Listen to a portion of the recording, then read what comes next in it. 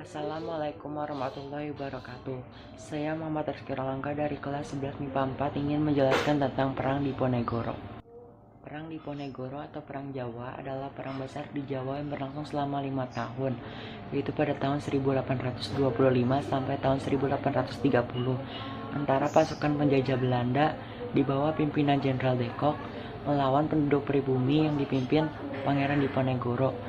Dalam perang ini diperkirakan bahwa sekitar 200.000 jiwa rakyat yang terenggut. Sementara itu di pihak serdadu Belanda, korban tewas berjumlah 8.000. Perang Diponegoro merupakan salah satu pertempuran terbesar yang pernah dialami Belanda selama menjajah Nusantara. Perang ini melibatkan seluruh pulau Jawa.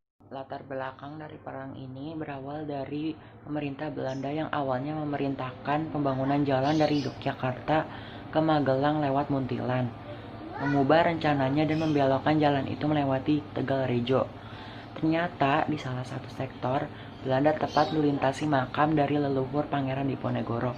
Hal ini membuat Pangeran Diponegoro tersinggung dan memutuskan untuk melawan Belanda. Beliau kemudian memerintahkan bawahannya untuk mencabut patok-patok yang melewati makam tersebut. Karena dinilai telah memberontak, Belanda mengepung rumah Pangeran Diponegoro. Kediamannya di Tegalrejo dibakar. Namun beliau berhasil melarikan diri ke Kulon Progo dan kemudian ke Bantul, mendirikan basisnya di Goa Selarong dan berhasil mengajak berbagai elemen masyarakat untuk bergabung dalam perang ini. 15 orang pangeran bergabung dengan Diponegoro.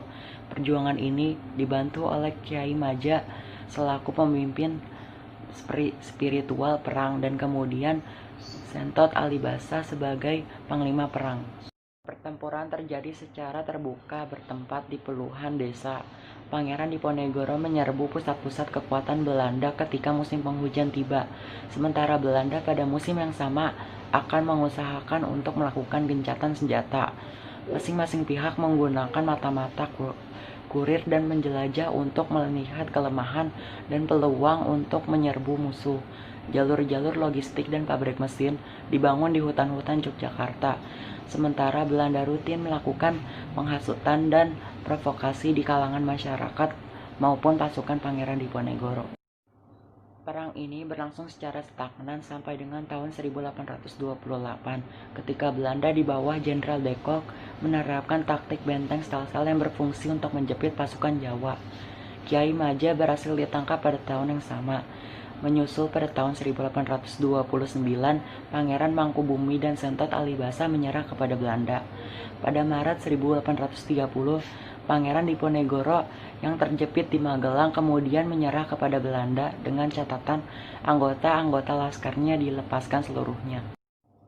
Perang ini diakhiri dengan menyerahnya Pangeran Diponegoro pada Maret 1830 yang kemudian ditangkap dan diasingkan ke Manado lalu dipindahkan ke Makassar. Pasukan yang tidak lagi memiliki pemimpin kehilangan semangat untuk berjuang. Berakhirnya perang ini membawa pemimpin-pemimpin di tanah Jawa kehilangan harapan untuk melawan Belanda. Sejak tahun 1832, seluruh raja dan bupati di Jawa menyatakan ketundukannya kepada Belanda, kecuali Bupati Ponorogo, sehingga semakin kukuh kedudukan Belanda di Jawa.